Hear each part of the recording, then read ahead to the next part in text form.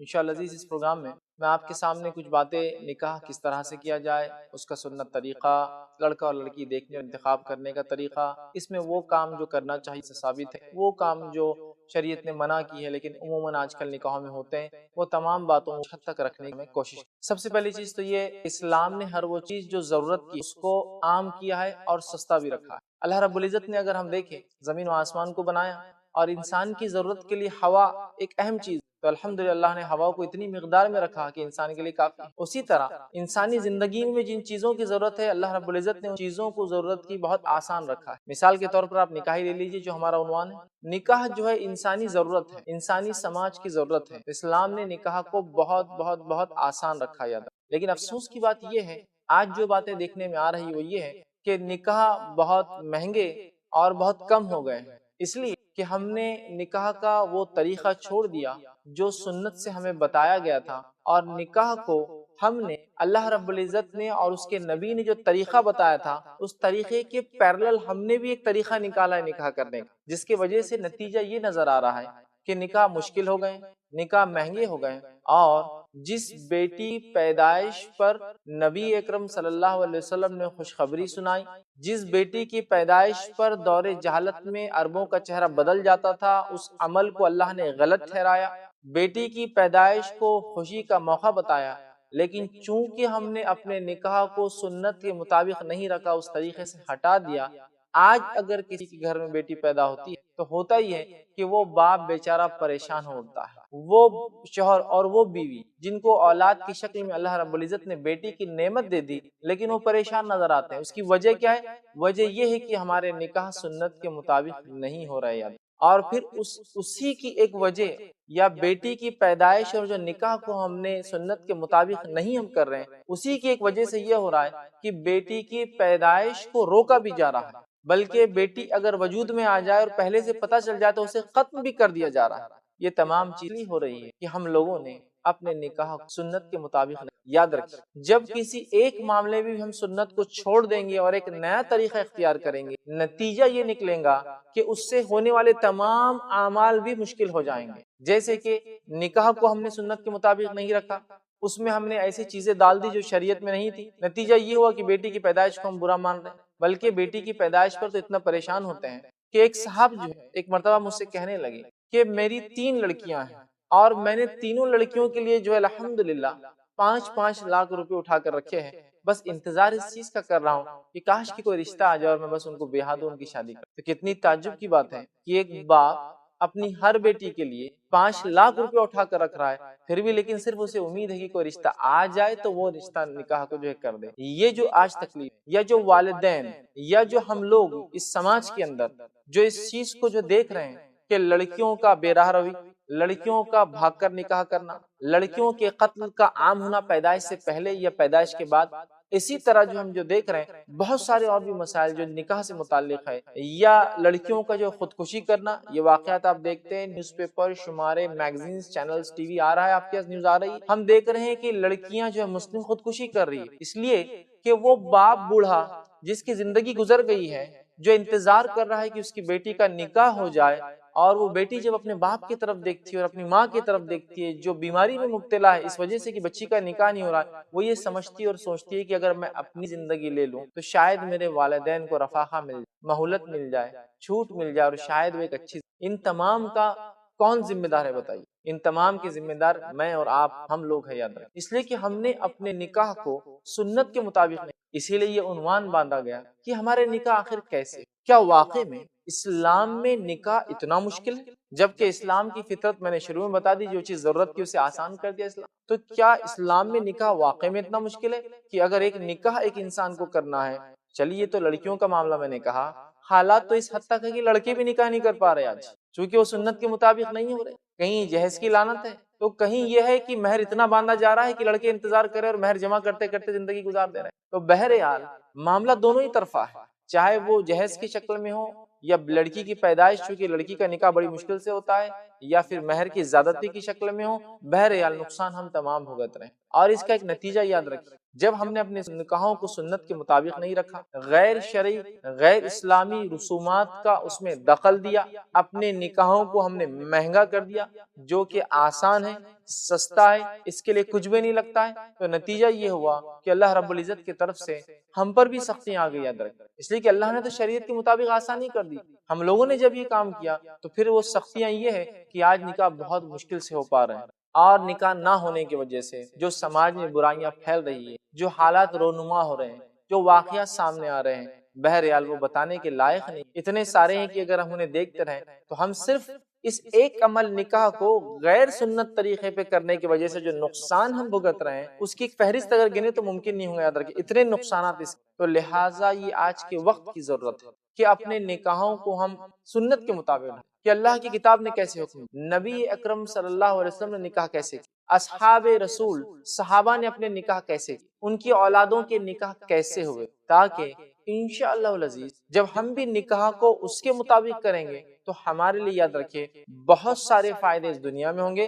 اور بہت سارے فائدے انشاءاللہ العزیز جو ہے آخرت میں ہم اس کے جو اٹھائیں گے، ورنہ اگر یہ چلن چلتا رہا، یہ معاملہ یوں ہی چلتا رہا، یہ حالات یوں ہی چلتے رہے اور صرف ہم بات کرتے رہیں کہ ہاں نکاح ایسے ہونا چاہیے، نہیں نکاح تو سنت کے مطابق ایسے ہونا، نہیں یہ بات تو بالکل آپ نے سچ فرمائی ہے کہ نکاح سادے ہونا چاہیے، نہیں یہ بات بھی بالکل درست ہے کہ نکاح سستے ہونے چاہیے، اور صرف یہ معاملہ صرف لپ سروسز تک رہا، صرف بات چیت کے حد تک رہا کہ آپ صرف کچھ کہہ دے کہ ہاں ایسا ہونا چاہیے، اور عملاً ہم نے اپنے نکاحوں کو اگر سنت کے مطابق نہیں ڈالا تو پھر نقصان اور شدید ہم بھگتیں گے، یاد رکھیں اور زیادہ ہوتا جائیں گے۔ تو بہرحال انشاءاللہ العزیز میں اس کڑی میں اس سیریز میں کچھ ایسی باتیں سلسلے وار ہم دیکھیں گے جن کے اندر بہت ساری ایسی باتیں آئیں گی جس معاملے میں ہم دیکھیں گے ہم نے سنت کو چھوڑ دیا، انشاءاللہ العزیز میں اس میں اس بات کو بھی ضرور جو ہے ذہن میں رکھوں گا اور اس بات کو بھی رکھوں گا کہ اس سنت کو چھوڑنے سے کیا داخل ہوا، یا کسی چیز کے داخل کرنے سے سنت کیسے اس چیز سے نکل گئی اور پھر غلط طریقہ غلط چلن آ گیا، اور اسلامی طریقہ چھوڑ کر ہم نے پتہ نہیں کن کن کی روایات، کن کن کے کلچرز، کن کن کے طریقے، کن کن باتوں کو لے لیا، حالانکہ میں اور آپ ہم تمام یہ گواہی دیتے ہیں ایک مسلمان ہونے کے ناطے کہ ہمارے لیے نبی اکرم صلی اللہ علیہ وسلم میں اللہ نے بہترین نمونہ رکھا ہے، خود اللہ رب العزت نے اس بات کی وضاحت اپنی کتاب میں کر دی اور کہا لَقَدْ كَانَ لَكُمْ فِي رَسُولِ اللَّهِ أُسْوَةٌ حَسَنَةٌ، کہ اللہ کے رسول صلی اللہ علیہ وسلم میں مسلمانوں تمہارے لیے بہترین نمونہ ہے۔ پھر جب ہم یہ بھی کہتے ہیں کہ ہم نبی اکرم صلی اللہ علیہ وسلم کو نمونہ مانتے ہیں، آئیڈیل مانتے ہیں اور ان کے زندگی کے مطابق اپنی زندگی ڈالنا چاہتے ہیں، تو ظاہر سی بات ہے انسانی زندگی کو اگر دیکھیں نکاح اسلام کے مطابق بڑا آسان ہے، اسلام نے بڑی سہولت دی ہے، لیکن افسوس کی بات ہے ہم نے بہت سارے رسومات اور بہت سارے ایسے کام اس میں ڈال دیے، اضافہ کر دیے، جس کی وجہ سے آج نکاح مشکل نظر آ رہا ہے۔ اب آئیے چند باتیں نکاح کے تعلق سے دیکھنے سے پہلے سب سے پہلی چیز اور سب سے اہم بات جو کسی بھی عمل سے پہلے ایک مومن کو یاد رکھنی چاہیے وہ ہے نیت کا درست ہونا۔ تو سب سے پہلی چیز جو نکاح سے پہلے ہم یاد رکھیں گے وہ یہ ہے کہ ایک انسان کی اس عمل سے پہلے نیت درست ہو، اس لیے کہ نبی اکرم صلی اللہ علیہ وسلم فرماتے ہیں، صحیح بخاری کی روایت ہے، عمر بن خطاب رضی اللہ عنہ حدیث کے راویہ فرماتے ہیں، نبی اکرم صلی اللہ علیہ وسلم نے فرمایا انما الاعمال اعمال کا انحصار، اعمال کا دار و مدار نیت پر ہے، اعمال نیت سے ہے۔ مطلب یہ ہوا کہ انسان جس قسم کی نیت رکھیں گا ویسے ہی اس کے عمل کا اللہ رب اس کو بدلے میں اجر دیں گا۔ آگے آپ نے فرمایا کہ جس کسی شخص نے ہجرت کی اس نیت سے کہ اللہ اس کے رسول کے لیے تو اسے ہجرت کا ثواب ملے گا، اور جس نے ہجرت اس لیے کی کہ کسی خوبصورت لڑکی سے نکاح کرے تو بہرحال اسے اس چیز کا اجر ملے گا۔ تو لہٰذا ہم اپنی نیتوں کو درست کر لیں کہ ہم نکاح اس لیے کر رہے ہیں کہ دین اور اسلام نے نکاح کا ہم کو حکم دیا، اس کے فضائل بتائے، اس کی اہمیت بتائی، اور یہ ایک بہت اہم عمل ہے یاد رکھیں۔ اگر کوئی انسان نکاح کو چھوڑ دیتا ہے، نکاح کو نہیں کرتا ہے، تو ایک بہت بڑی سنت وہ چھوڑ دیتا ہے اور بہت سارے گناہوں میں امکان ہے کہ وہ جو ہے شامل ہو جائے۔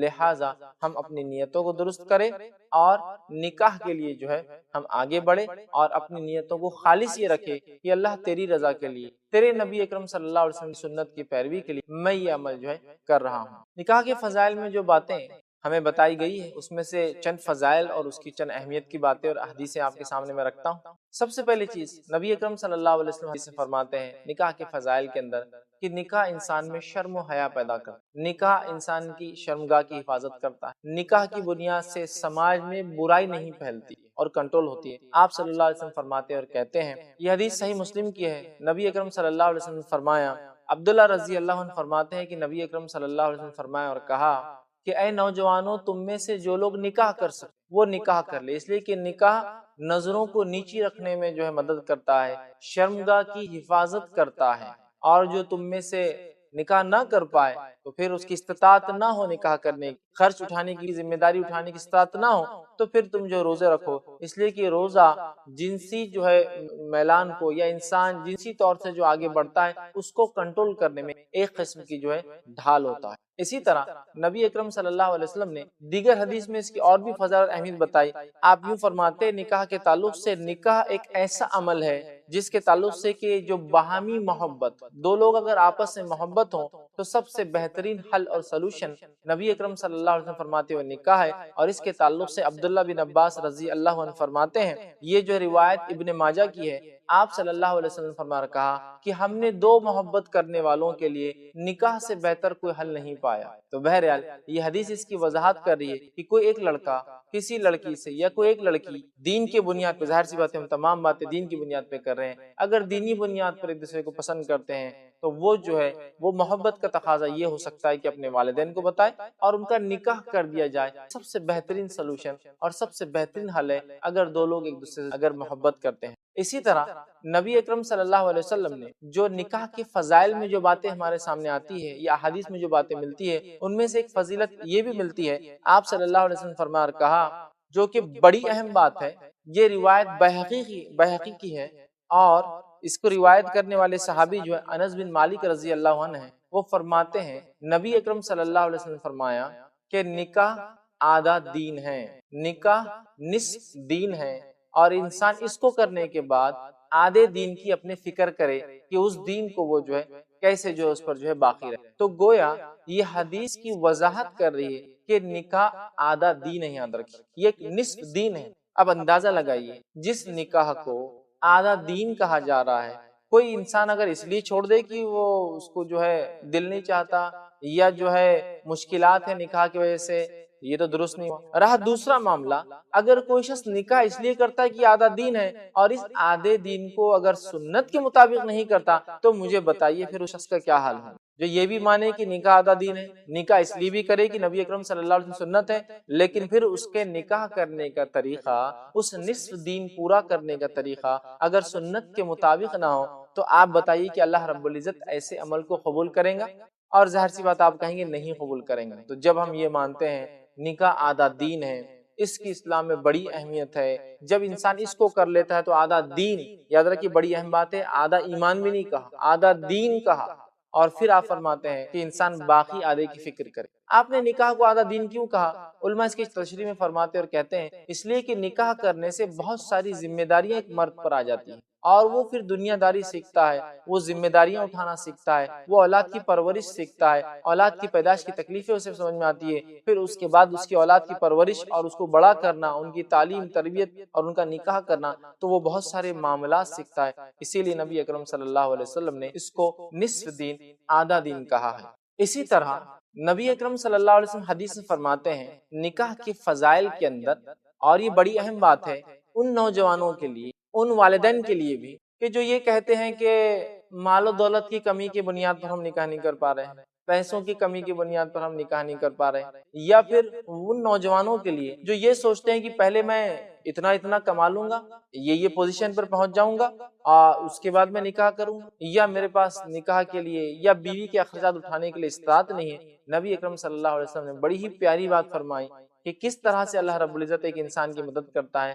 آپ فرماتے ہیں حدیث کے الفاظ اس طرح سے ہے، یہ نسائی کی روایت ہے، آپ صلی اللہ علیہ وسلم فرماتے اور کہتے ہیں، ابو ہریرہ رضی اللہ عنہ حدیث کے راوی، آپ نے فرمایا اور کہا کہ 3 لوگ ایسے ہیں کہ اللہ نے ان کی مدد کا ذمہ لے رکھا ہے، 3 لوگ ایسے ہیں کہ اللہ نے ان کی مدد کا ذمہ لے رکھا ہے، کہ اللہ ان کو ہیلپ کریں گا۔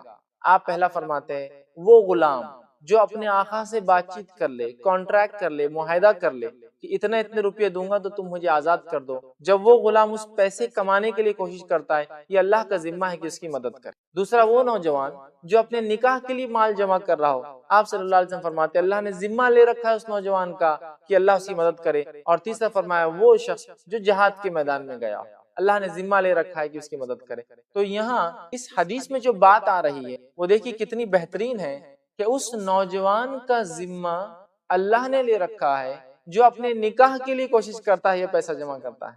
تو بہت سارے لوگ، چونکہ بہرحال نکاح کو ہم نے اتنا مہنگا کر دیا، اللہ رحم کرے، بہت سارے لوگ نکاح کے لیے پیسہ جمع کر رہے ہیں، یا پھر وہ یہ سمجھتے ہیں کہ اتنے روپے میں نہیں ہو سکتا ہے، لیکن اگر وہ کوشش کرے اپنے نکاح کے لیے، یہ نکاح کی فضیلت ہے کہ اللہ رب العزت پھر ایسے نوجوان کی مدد کرے گا اور اس کی ہیلپ کرے گا۔ اسی طرح نکاح کا جو فائدہ اور آتا ہے جو ہمیں پتہ چلتا ہے، اور یہ بالکل ایک لاجیکل بات ہے، ایک عام بات ہے، نکاح انسانی نسل کی بقا کے لیے، انسانی نسل کی، ہیومن جنریشن کی آگے بڑھنے کا ایک طریقہ ہے۔ اس لیے کہ اگر لوگ نکاح نہیں کریں گے تو ظاہر سی بات ہے انسانی نسل آگے نہیں بڑھیں گے۔ تو نکاح انسانی نسل کے آگے بڑھنے کا طریقہ ہے، اور نہ صرف انسانی نسل کے آگے بڑھنے کا طریقہ ہے بلکہ انسانی نسل جب آگے بڑھتی ہے، جو ہے مسلمان نکاح کرتے ہیں، انہیں اولادیں پیدا ہوتی ہے، اور آپ صلی اللہ علیہ وسلم نے حدیث میں اس بات کو یوں فرمایا اور اس طرح سے کہا، اور یہ مسند احمد کی روایت ہے، آپ صلی اللہ علیہ وسلم حدیث میں اس طرح سے کہا، اس بات کو فرمایا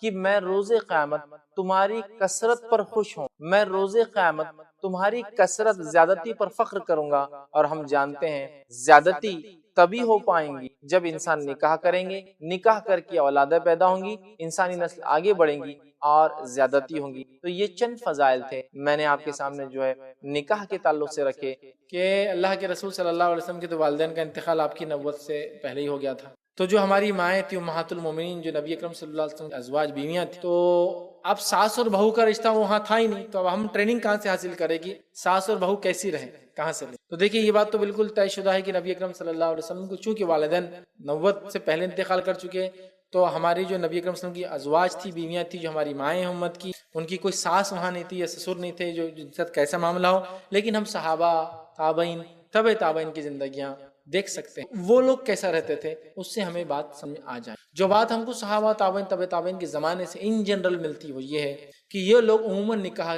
کرتے وقت الگ ہو جایا کرتے، اور الگ ہو کر جتنے حقوق ہے بیٹا آ کر بہو آ کر ادا کر دیتے تھے۔ وہ سسٹم اس زمانے سے لے کر آج تک بھی ہے۔ عربوں کا اس زمانے میں پیسہ نہیں تھا، چھوٹے چھوٹے گھر ہوا کرتے تب بھی نکل جاتے تھے۔ آج پیسہ ہونے کے بعد بھی ان کا سسٹم وہی ہے، ایک باپ ہے، 4 بیٹے ہیں، تو وہ گھر بناتا 5 فلیٹ کا، 5 منزلہ، نیچے خود رہتا، اوپر ایک بیٹا، اس کے اوپر ایک بیٹا، اس کے اوپر ایک بیٹا، اس کے سب کے اپنے اپنے کھانے پینے ساروں کا نظم، بچے پوتے پوتیاں آتی ہے، دادا دادی سے روز ملتے، صبح شام بیٹے آتے جاتے ہیں۔ بہوؤں کا بہت زیادہ گہرا تعلق ان کا آپس میں نظر نہیں آتا، صرف اتنا سلام کلام آتے جاتے ملتے جلتے۔ ہمارے پاس جس طرح کا جو چلن بنا ہوا ہے، جو ماحول بنا ہوا ہے کہ بہو کا ایک اپنا مقام ہے، اس کا ایک لانے کا مقصد ہے، وہ ایک پرپس سرو کرنے آتی ہے، وہ اس لیے نہیں آتی کہ ہمارے بچوں ہمارے بیٹوں کی نسلیں آگے بڑھے، وہ یہ پرپس سرو کرنے آتی کہ سب سے پہلے کام والی کا پورا حق پورا ادا ہو، جھاڑو دینے والی کا حق پورا ہو، برتن اب آپ کوئی بولتا ارے پھر فیض بھائی یہ کام کون کرے گا، اس کے گھر میں وہ نہیں کریں گی کیا؟ اس کے جب گھر میں کریں گی تو وہ دیکھ کر یہ بولنے والے ہوں گے برتن میں تھوڑا جھوٹا باقی، وہ اس کا گھر ہے، اس کے گھر کی جھاڑو وہی دیں گے، اس کے گھر کا برتن وہی دھوئیں گی، لیکن وہاں کوئی نہیں بولے گا۔ یہاں مسئلہ یہ کہ برتن بہو نے دھو دی، لاؤ پورے برتن چیک کرو میرے کو اسکینر میں، پاس پاس ریجیکٹ ریجیکٹ پاس پاس ریجیکٹ، یہ کیا دھو رہے، یہ کیا کر رہی ہے، فلاں ہے۔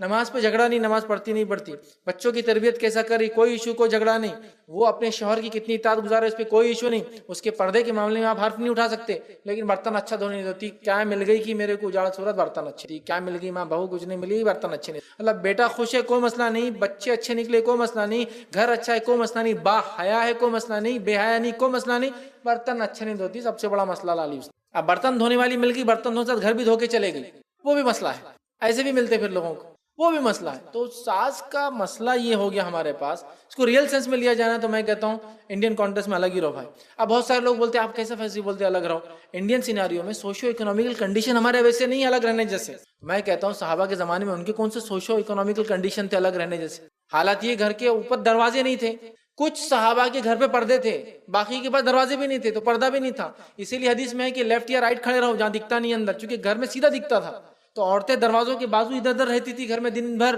پیسہ نہیں تھا ان کے پاس دروازہ لگانے کو بھی، کچھ لوگوں کے پاس پردے تھے صرف، معلوم آپ کو اتنی غربت تھی. نبی اکرم صلی اللہ علیہ وسلم کے گھر پہ جو دروازہ تھا اس میں اتنی بڑی چیر تھی کہ اندر سیدھا دکھتا تھا, پردہ نہیں تھا اندر سے, اتنا بڑا سوراخ تھا کہ کوئی دیکھے تو سیدھا دکھتا تھا اندر کا. اتنی غربت کا حال تھا. اوپر چھت نہیں ہوا کرتی تھی, وہ کھجور کے وہ ڈالا کرتے تھے بچے. کعبے کی تعمیر کی گئی تھی تو غربت کا یہ حال تھا کہ کچھ نہیں ملا تو ایک جہاز تھا رومی جو آ کے ٹکرایا تھا ساحل سے, اس کے جو تختے نکلے تھے وہ ڈالے تھے شیڈ کے طور پر اوپر کعبے پر. یہ غربت کا حال تھا. سمجھ رہے بات کو؟ تو ان کے بھی کون سے سوشو اکنامیکل کنڈیشن تھے, مجھے وہ سمجھ میں نہیں آتا. ایکچولی ایشو یہ ہے کہ اگلی نسلوں کو آپ کو اگر تیار کرنا ہے جیسے ان کا حق ہے تو کہیں نہ کہیں ہم کو یہ چیز سمجھنا ہوگی, دو عورتوں کا مزاج نہیں جمتا. اتنا ایشو آپ نے اور میس کریٹ کر دیا پورے ماحول میں. یہ صرف ساتھ رہنے کے چکر میں ہے تو بالکل بازو, لیکن دل ایک زمین اور آسمان کے اتنے فاصلے پہ دیکھ دو سر کہ اگر آج ساس مر گئی تو بہو بولیں گی یہ سب سے خوشی کا دن تھا.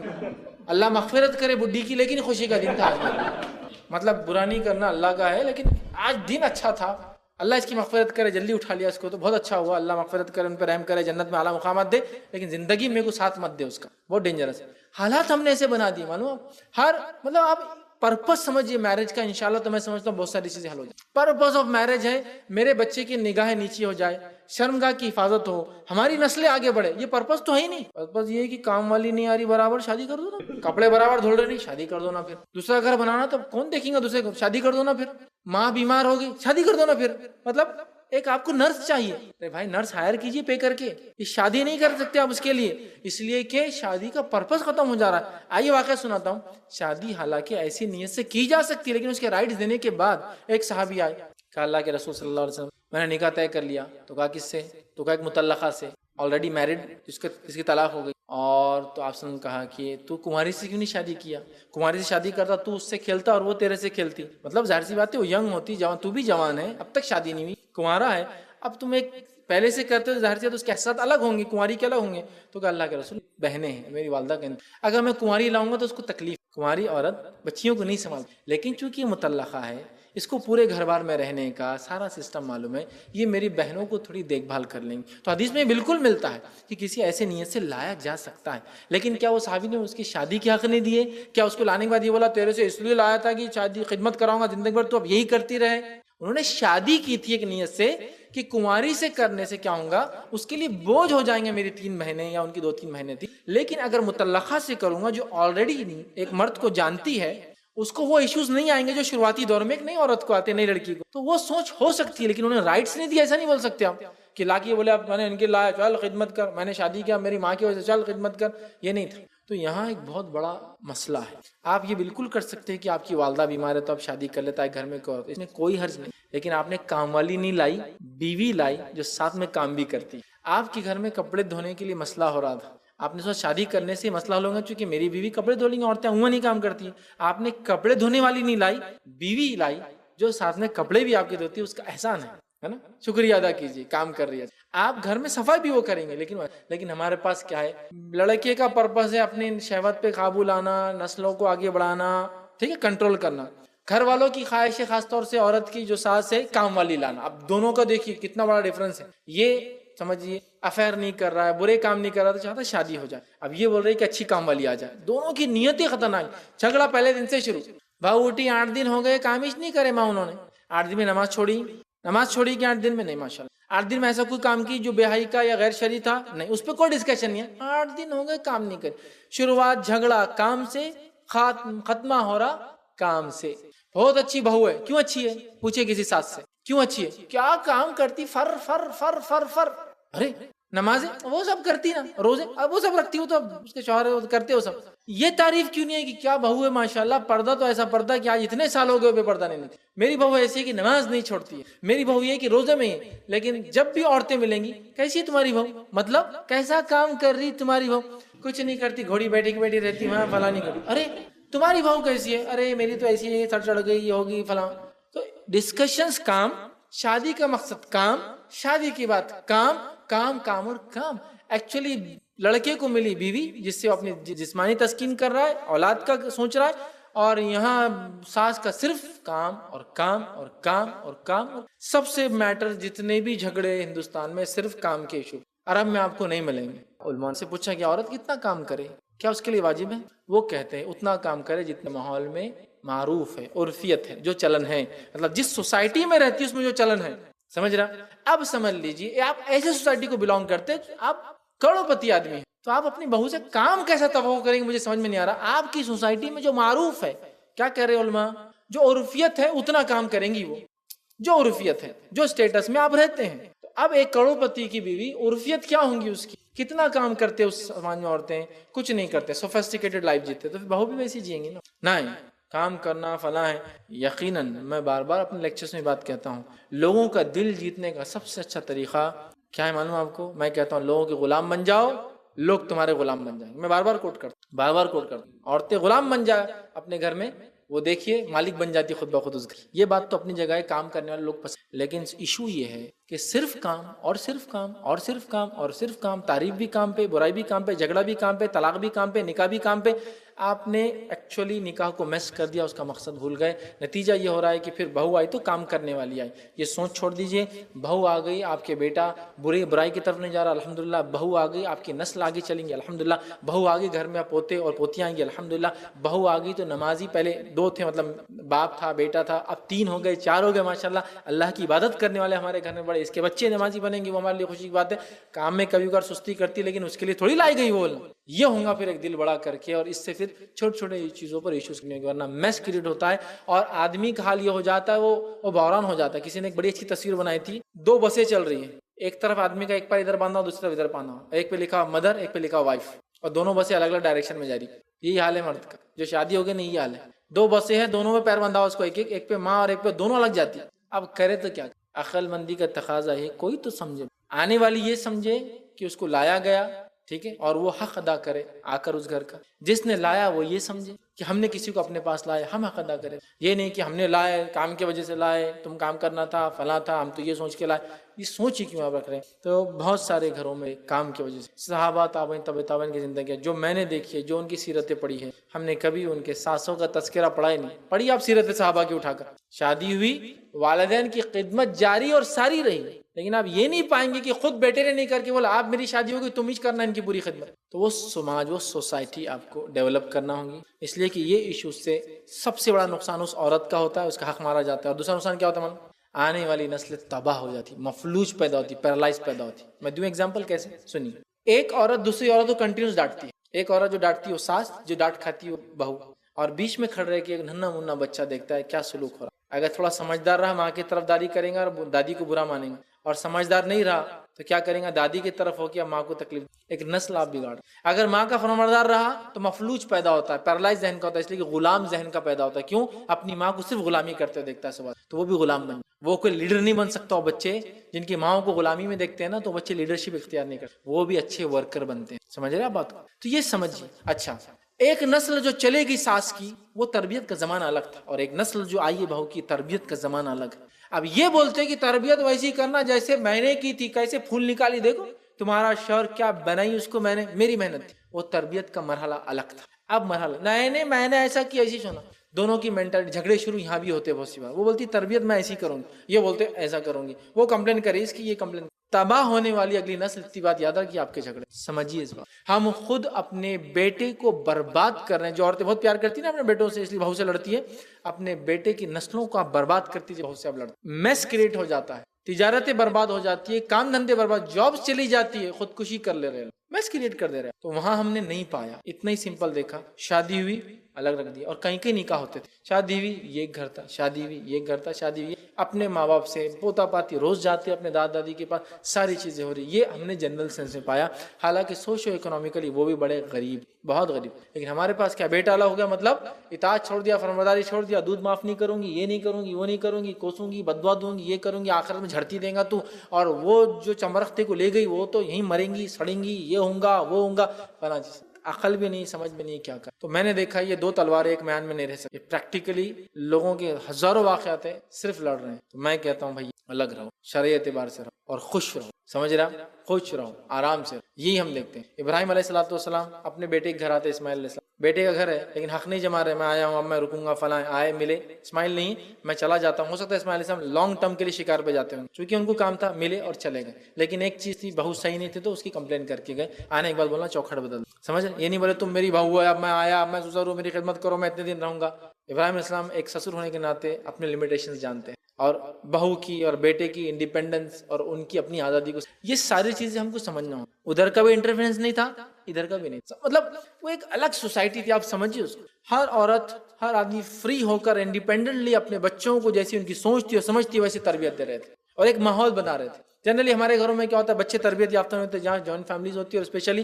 جہاں ساسیں بہت ڈومینیٹنگ ہوتی ہیں، چونکہ بچے جو ہے یا تو ماں جیسے ہو جاتے ہیں، غلام جیسے بن جاتے ہیں، یا پھر سیکنڈ کیس ہوتا ہے وہ کچھ نہیں بن پاتے. کچھ نہیں بن پاتے. کیوں نہیں بن پاتے؟ چونکہ صرف اپنی ماں کو جھگڑتے ہوئے دیکھتے ہیں. اور عورت جو ماں ہے بچوں کی تربیت سے زیادہ وہ ساس کیا بولیں گی وہ سوچ کے کام ہوتا. اب کیا بولتے گی، اب کیا بولتے گی، اب کیا بولتے گی، تانے جس کو بہت سی بار عورتیں بولتی اس میں کیا ہے، خالی بہو کی بولتی ہے گندا ہے. تو اب آئیے تھوڑا سیناریو چینج کر، آپ کی بیٹی کی ساس نے یہی بولی اس کو، تو بیٹی آ گئی میں نہیں جاتی ہوں ہمارے سسرال. کیوں؟ وہ روز بڈی بولتی میرے کو وہاں ہی برتن خراب ہے. ارے بھائی تمہارے گھر میں بھی یہی چھوڑا، آپ کی ماں بھی کوئی ایکسیپشنل نہیں. آپ کی بھابھیوں سے پوچھو کیا ہو رہا ہے اس کے. تو اپنی بیٹی کو کتنی بری ساس ہے، پورے برتن ایک ایک گھور گھور کے دیکھتی، چیک کرتی، بولتی خراب ہے. میں تو بہت صاف دل کی ہے، میں تو اس لیے کہ کھانے میں خراب چیز نہیں جانا بول کے میں دیکھتی اپنی بہو کو جو بولتی ہے نا. تو وہ بھی بیچاری ہائیجین والی ہے، اس کو بھی یہی فکر ہے کہ اپنے بیٹے اور بہو کو خراب چیز نہیں جانا، تو اس کا کیوں برا لگتا. ڈیفینیشن اتنے اچھے ہیں نا، نہیں ادھر کرے تو ایسا ہو سکتا، لیکن ادھر جو اس نے کری نا ظلم ہے، وہ کپڑوں کو دھلا ظلم کر رہی. لیکن میں کیوں دھلاتی، باہر کی عورت آئیں گی گندی ہوں گی، ایسی ہوں گی ویسی ہوں گی، اپنے بچے اپنے پوتا پاتی اچھے اپنے ہاتھ کے دھلے ہوئے کپڑے پہننا. تو وہ ساس بھی تو یہ سوچ رہی نا کہ آپ کی بیٹی سے صاف ستھرے کپڑے دھلائے تاکہ اس کے پوتا پاتی بچے. وہ ظلم ہے اور یہ ترقی ہے. مطلب ڈبل سٹینڈرڈ بھی سمجھ میں نہیں آتے مجھے. اگر ایک ہی سٹینڈرڈ رہنا تو بھی سمجھ میں آتا. تو بیٹی کا سٹینڈرڈ الگ، روز دعا اللہ میری بیٹی کی ساس سے الگ کر دے، میری بیٹی کو داماد کو توفیق دے کہ وہ آ کر بس جائے، الگ گھر بسا لے. بہت ظلم ہے. اور یہ بہو پر میرے کو زندگی بھر اس کے اوپر سوار رکھ، اس کے اوپر ہی میرے کو رکھ تاکہ میرا بیٹا اچھا رہے. ارے وہ یہاں سوار ہونا اور وہاں علیحدے کی دعائیں ہو جائیں، مطلب ڈبل کیریکٹر کیسے ہو جاتا. اچھا پھر میں یہ کہتا ہوں عورتوں سے جو میری بات آج سن دے، جو ابھی ساس نہیں بنے، کل جب آپ ساس بنیں گے نا تو یہ ہسٹری کو ریپیٹ مت کرنا. آج آپ بولتے ہیں بہت ظلم میں تھے ہم، کل جب ساس بنیں گے نا تو آئیڈیل ساس بنو اور بچوں کو بولو بیٹے شادی ہوئی نا الگ گھر دیکھو اور وہیں رہو، آیا کرو ملا کرو، ہم بھی آئیں گے تم سے ملیں گے، لیکن وہ میس نہیں، اس لیے کہ ہم ایک دور سے گزر چکے، تم کو اس دور میں نہیں لے جانا. لیکن افسوس کی بات یہ ہے آج جو عورتیں روتی ہیں نا کل سب سے بڑی ظالم ساس بنتی. اور ترا کیا رہتا، ہماری ساس تو ایسا کرتی تھی، میں تو بہت اچھی ہوں. ارے واہ، مطلب ایک آدمی 100 گناہ کر رہا تھا ظلم کرے کسی پر، تو آپ کیا بول رہے ہیں میں تو 20 ہی ظلم کر رہی نا، گناہ کر رہی، کتنی اچھی ساس ہے. میں تو بولنا 80% تم تھوڑے لو کیٹیگری کی، مطلب انٹینسٹی کم ہے تمہاری تو بہت اچھے ہے تم. یہ حال ہے. ہماری ساس تو کیا کرتے تھے، روٹیاں ڈالنے کے بعد ہی بولتے تھے غلط ہے، پھر ہم ڈالتے تھے. دیکھو میں کتنی اچھی ساس ہے، تم کو ایسا نہیں کرتی. تو گویا اپنے ظلم کی انٹینسٹی بتا کر دوسروں پہ ظلم کرنے کو واجب اور حلال قرار دیتے ہیں. میرے کو بہت مارا اس نے تو میں تیرے کو 2 پنچ مار رہا، کہ اس نے میرے کو 10 مارا، ختم. یہ رول نہیں ہے، لیکن میرے ساتھ جو ہوا اگلی نسلوں کے ساتھ نہیں. تو کچھ نہ کچھ ایک سسٹم بنائیے انشاءاللہ تو یہ مسئلہ حل ہوگا، ورنہ یہ میس حل نہیں ہونے والا. اور یہ رول میرا یاد رکھ لیجیے، سب پہ لاگو ہے، ہر آدمی اسی گواہی دیں گے سوائے چند لوگوں کو چھوڑ کر. جب عورت بہو بنتی ہے تو اس کو کبھی اچھی ساس نہیں ملتی، اور جب ساس بنتی ہے تو اس کو کبھی اچھی بہو نہیں ملتی. یہ میرا گولڈن رول لکھ کے رکھ لیجیے، گولڈن رول. میں جب بہو تھی اتنی ظالم ساس، ٹھیک ہو گیا. اب میں ساس بن گئی، اتنی بری بہو. سمجھ رہے ہو؟ ایشو یہ ہے کہ جب میں بہو تھی تو ساس اچھی نہیں، جب میں ساس بنی تو بہو اچھی نہیں ہے. ایشو یہ نہیں ہے، ایشو یہ ہے کہ 2 عورتوں کا ذہن ملتا نہیں میری ماں. مسئلہ یہ ہے اس کو اس کے دیکھیے، اگر آپ اپنے گھر کی ملکہ ہے تو وہ بھی آپ کے شہزادی کی بیوی ہونے کے ناطے ایک شہزادی ہے. تو ملکہ اگر اپنا حق جتائیں گی تو شہزادیوں کو بھی اپنے رائٹس دی. آپ کیا بول رہے ہیں میں گھر کی ملکہ ہوں، ایمپریس ہے آپ تو، ایمپرر کی بیوی ایمپریس ہوتی ہے، تو وہ بھی کنگ کی بیوی ہے نا، کوئین ہے، تو تھوڑا اس کو بھی رسپیکٹ دینا پڑے گا آپ کو. تو ہو رہا یہ ہے کہ ایمپریس اپنی عزت لے رہی، کوئین بادشاہ کی جو بیوی رانی اس کو عزت نہیں دے رہی، اور پرنسس جو پیدا ہو رہی پوتیاں ان کو لاڑ، پوتوں کو لاڑ کی، تو میرے یہ فلاں ہے. تو کتنی تعجب کی بات ہے، اس کے بچوں سے شدید محبت، اس عورت سے شدید نفرت.